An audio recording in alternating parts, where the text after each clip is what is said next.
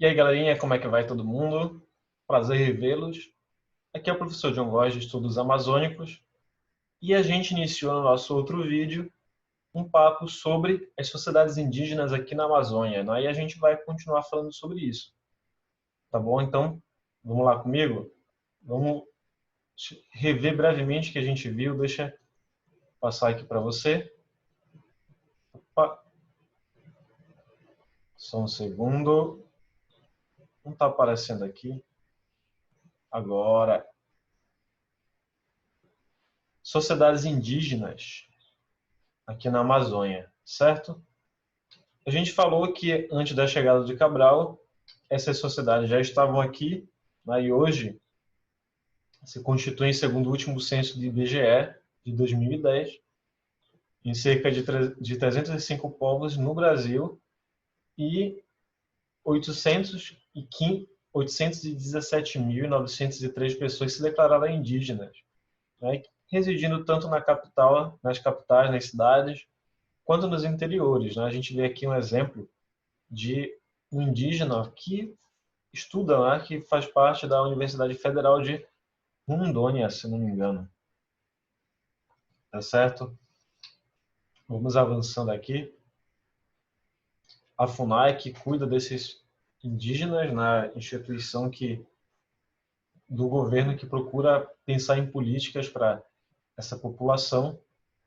E voltando aqui para as questões culturais, a gente falou sobre a liderança, né, em torno do pajé, do cacique, né, a religiosidade.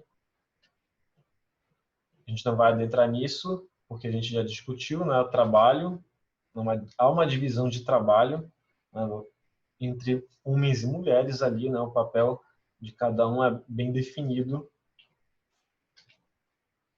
E aqui vamos passar por fim essa questão da moradia. Então, nas sociedades tradicionais indígenas, né, você vê a presença desse tipo de moradia que estamos vendo aqui, né? Então, uma oca, que é uma casa, né, feita, né, de palha, e tem toda essa estrutura. Você pode ver que há diferentes tipos, né? Essa aqui mais redonda e essa aqui um pouco mais pontiaguda, que lembra um triângulo, certo? Então essas moradias, elas não possuem janelas, né? Elas são feitas, né, de uma das folhas de palmeiras, né, de palha que são impermeáveis. Você vê aqui nessa terceira imagem aqui de baixo já um outro formato aqui, uma grande moradia ali que mora dezenas de pessoas. Tá, vamos ler aqui o texto. A coletividade é uma característica marcante entre os índios. Suas moradias são divididas entre vários casais e seus filhos. Como não há classes sociais, até mesmo o chefe da comunidade divide a sua cabana, comumente chamada de oca. Então, ali não há classes sociais nessas sociedades, né? Então, até mesmo os chefes, eles moram no mesmo espaço que qualquer outra pessoa. Essas moradias são construídas coletivamente e podem chegar até 40 metros de comprimento, né? Por exemplo, essa daqui, né, que é bem grande. São instaladas na parte interna da oca diversas redes, na rede que você conhece, né? Que você se embala lá com o seu irmãozinho. Né? Então, é uma tradição que vem dos indígenas, né? E que é usada para dormir. Né? Uma oca pode durar mais de 20 anos. E essas ocas, né, essas moradias, elas são feitas coletivamente. Então, geralmente, quando, por exemplo, uma nova área passa a ser explorada por esse grupo, né, então o líder, né, ele organiza aquele trabalho e aquelas pessoas, elas vão juntas, né, os homens, né, eles vão ali trabalhando, caçando palmeira, né, para colocar a palha, né, para fazer aquele material, e tudo é feito coletivamente. Tá? Então é importante você saber disso, né? Porque diferentemente da nossa sociedade, que é muito individualista, né? Dentro dessas sociedades a questão coletiva, né? O trabalhar junto, ele é muito presente, se faz muito presente ali. Mas imagina, hoje é difícil você pensar em várias pessoas, né? Por exemplo, você quer construir, aumentar a sua casa, né? Reunir um grupo de pessoas para ir lá ajudar, né? Para construir isso. Até mesmo porque a nossa casa hoje, né? Ela é nossa, da nossa família, geralmente, né? Às vezes tem uma ou outra pessoa a mais, mas ela é mais individualizada, né? Aqui era uma coisa coletiva mesmo, né? Várias famílias dividem aquele mesmo espaço. Avançando aqui, né, retornando um pouco na história, né, a colonização realizada pelos portugueses trouxe prejuízos incalculáveis a essas populações, tendo sido marcada pela brutalidade, pela escravidão, violência, doenças e genocídio. Uma coisa que é importante a gente saber, por exemplo, que num contexto que a gente vive hoje, com a pandemia do coronavírus, por exemplo, as sociedades indígenas elas desconheciam o vírus da gripe, por exemplo. Então, quando esses portugueses chegaram aqui na região amazônica, aqui no Brasil, aqui na América, né, eles acabaram trazendo, por exemplo, o vírus da gripe. E as pessoas que viviam aqui, elas não tinham imunidade, nunca tiveram contato com esse vírus. Então, elas não tinham anticorpos para combater no seu organismo aquele vírus da gripe.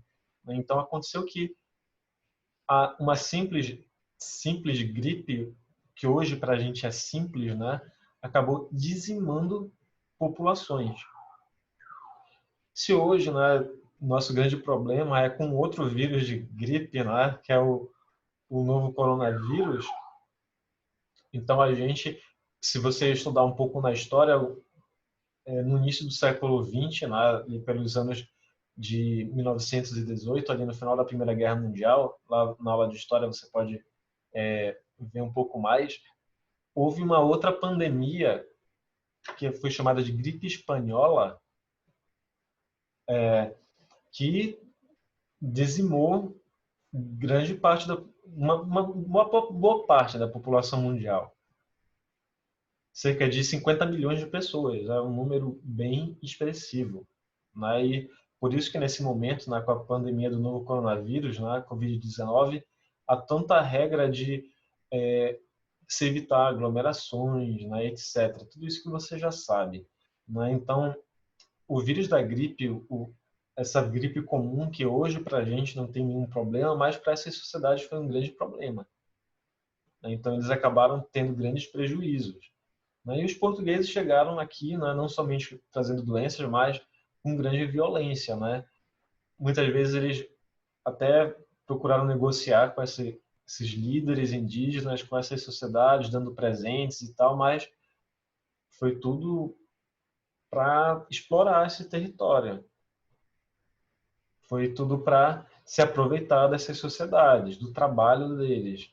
Você está vendo aqui, nessas imagens, né, os indígenas eles foram os primeiros trabalhadores aqui na Amazônia, os primeiros escravos, os primeiros indivíduos escravizados no Brasil eram indígenas.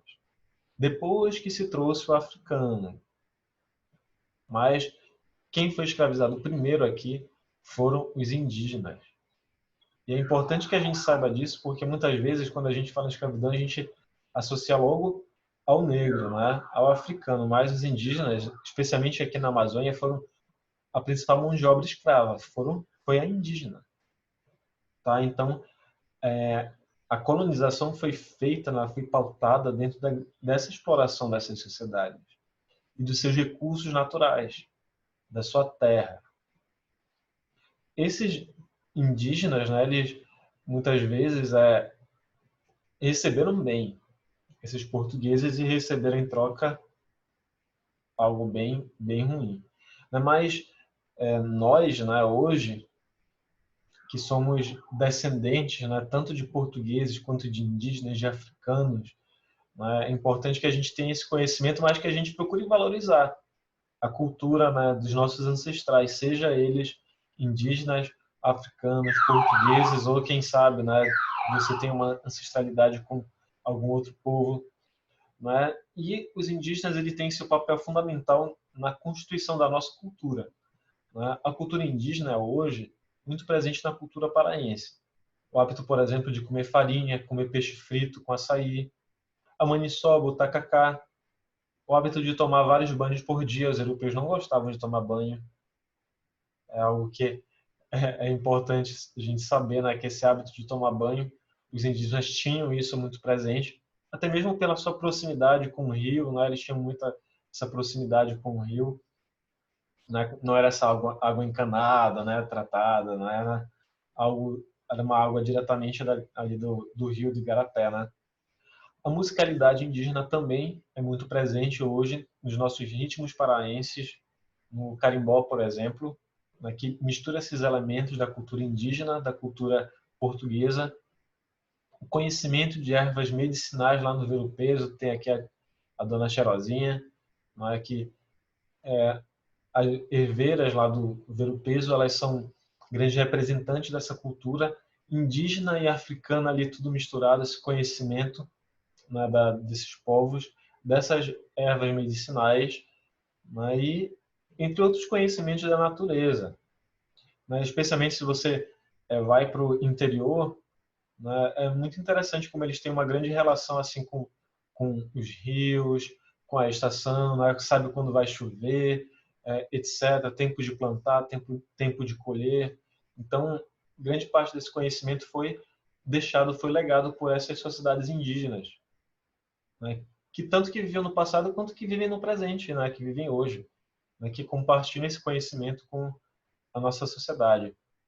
A arte, por exemplo, lá a arte marajoara, você vai aqui em Coraci, você vê esses vasos, né, sendo feitos, né, e compartilhadas essa arte aqui com a gente em vasos, em pinturas, né, é bem interessante você procurar conhecer e ter na sua casa mesmo um vaso, algo que remeta a essa cultura também artística dessas sociedades. E falando nisso, né, a gente não pode esquecer desses desafios atuais, que não era só na época da colonização, né, que essas sociedades passavam por problemas, né, e hoje, especialmente, né, hoje no Brasil, esses povos eles lutam por reconhecimento, lutam por um, uma demarcação de terras, por exemplo, né, esses que foram os primeiros moradores do Brasil, né, hoje estão tendo que lutar no Congresso Nacional por terras, por um local de moradia, que estão sendo cada vez mais expulsos das suas áreas. Muitas dessas áreas que às vezes são ricas em algum mineral, alguma coisa, né, e o governo, né, e fazendeiros, etc., se apropriam dessas áreas e procuram expulsar esses povos, né? Melhor, no Brasil, tem planos agressivos para desenvolver e industrializar a Amazônia. Até os territórios mais remotos estão agora sob ameaça. Vários complexos de barragens hidrelétricas estão sendo construídos perto de grupos isolados, e eles também irão privar milhões de outros índios da terra água e meios de subsistência. As hidrelétricas, avanço das hidrelétricas, madeireiras, grandes empresas são grandes ameaças a essas populações. Os complexos de barragens irão fornecer energia barata para as empresas de mineração. As empresas são as principais consumidoras de energia e essas hidrelétricas são feitas para essas empresas especialmente, que estão prestes a realizar mineração em grande escala nas terras indígenas. Se o Congresso aprovar um projeto de lei que está sendo empurrado duramente pelo lobby da mineração. Então, as grandes empresas elas têm interesse, né, de que o governo pare com a demarcação de terras, pare com a defesa dessas sociedades, justamente porque eles têm interesse em tomar essas terras, explorar os seus minérios, levar para outros países, né, porque a riqueza mesmo dessa exploração pouco fica no Brasil. Essas empresas, na maioria delas, são empresas privadas, de capital estrangeiro, né, com os donos eles são de outros países e levam essa riqueza para outros países. A gente fica aqui sem minério, sem nada, e esses índios ficam sem suas casas, sua moradia, né, sem a terra de seus ancestrais. Então isso é um grande problema, né? Então é importante que a gente fique mais atento para, por exemplo, os jornais que noticiam questões de votações envolvendo terras indígenas, conflitos agrários. Muitos desses índios eles são mortos por madeireiros, por fazendeiros que querem só explorar a terra, e quando esses índios se posicionam e defendem a sua terra, muitos deles são mortos, né? De vez em quando está na televisão ali, isso só o que a mídia mostra, né? Fora o que é escondido e que não é noticiado. Então, a gente precisa ser mais atento para todas essas questões, tá certo? E, no mais, a gente vai ficando por aqui, mas a gente vai discutindo mais acerca dessas sociedades. E é importante que a gente faça isso, gente, porque esses povos eles necessitam do nosso reconhecimento, nós necessitamos reconhecê-los como os nossos ancestrais. Os povos indígenas necessitam da demarcação de terras, da defesa do meio ambiente. Muitos desses indígenas vêm para a cidade estudar, para aprender medicina, aprender o conhecimento do que a gente chama do homem branco, né, da sociedade, da nossa sociedade ocidental. A gente precisa, né, defender essas pessoas em todos os sentidos. E quando a gente faz isso, a gente defende nós mesmos, defende a natureza, tá certo? Mas a gente vai continuar esse papo no próximo vídeo, tá bom? Então, muito obrigado por você ter chegado até aqui. Um grande abraço, tá bom? Deixa eu aumentar minha tela aqui, tá bom? Um grande abraço e a gente se vê, tá certo? Até mais.